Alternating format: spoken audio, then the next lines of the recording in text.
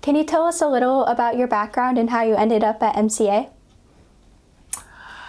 Yeah, I think about that, and I have to condense it because I'm old.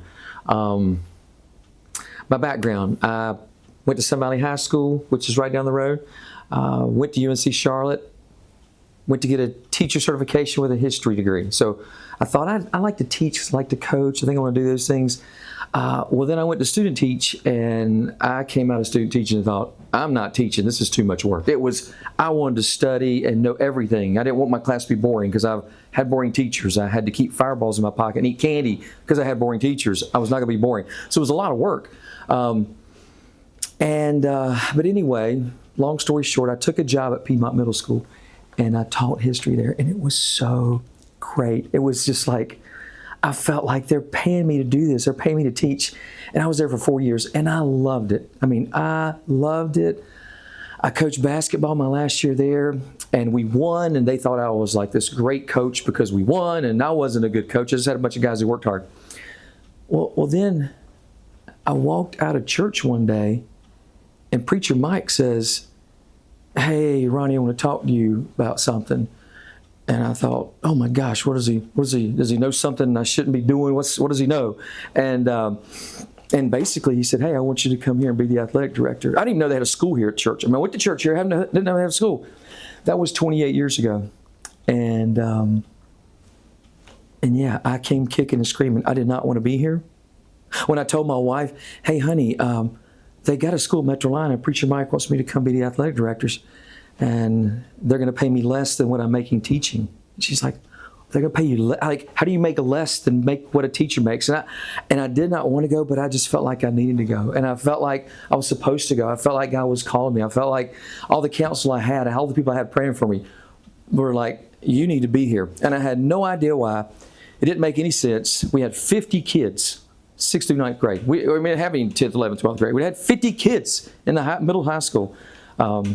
So I know I may have spoken too much, but that's kind of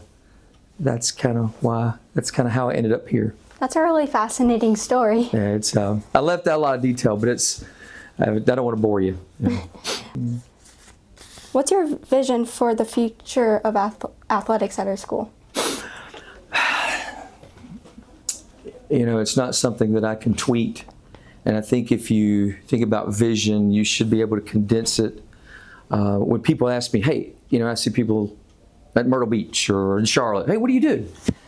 And I tell them, I say, I use athletics to talk about Jesus. And they kind of like, what are you talking about? But I think my vision for athletics here for me is that, here's my vision, that every coach would have such a thriving relationship with Christ. It would thrive so much that when we go to our teams and that we coach our teams, that our teams become missionaries when they're at away games, that our teams become places of refuge when teammates are hurting, that we love each other, that our coaches have such a thriving relationship that our teams become like Sunday school classes, that we love to be around each other, we love to talk about God. The commonality we have is sports, but the main interest in eternity is how are we loving Christ? Are we setting examples for Him? Are we being more like Him? So that's my vision. That's Ronnie Plyler's vision for the athletic program. That's amazing. What's something that people might not know about the athletics program at MCA? Okay, you might not know that 28 years ago when I came here, we walked into a gym to do basketball practice because that's like the sport you could play. In the fall, there were no sports. You're not going to play football. We'd have 50 kids, 50 kids, 20, 25 boys, 25 girls maybe. I don't remember what the numbers were. But we did have basketball. And we had a basketball team of boys, a basketball team of girls. And our boys team, which I coached, we lost our first 5 games. It was like, oh, man. Hey, I was at Piedmont and we won. I like, what? Am I a bad coach? But what happened, the cool thing was the Lord brought us all together, and we ended up winning our last 8 games. So we finished 8-5, which was really good. I don't remember the girls' record. I didn't coach the girls. But that same year, so we had a boys and girls basketball team, and that same first year we had a boys baseball team. True story. So we had 10 boys come out for baseball. 10. How many do you have to play? How many boys do you have to play baseball? Do you know? How many? Like you have to have 5 to play basketball, right? Mm-hmm. To play baseball, you got to have 9. All right, we had 10. Oh, wow. The first tryout day, the very first tryout day, we're out there and this guy's catching. I'm hitting ground balls, he's catching, and the ball missed his glove and it hit his eye socket. Oh, no. His eye started bleeding. Blood was gushing. I'm like, I was looking for his eyeball. I didn't know what was going on. It was terrible. But he ended up breaking his eye socket, but we finished with 9 boys. We played 4 games. We were 2-2.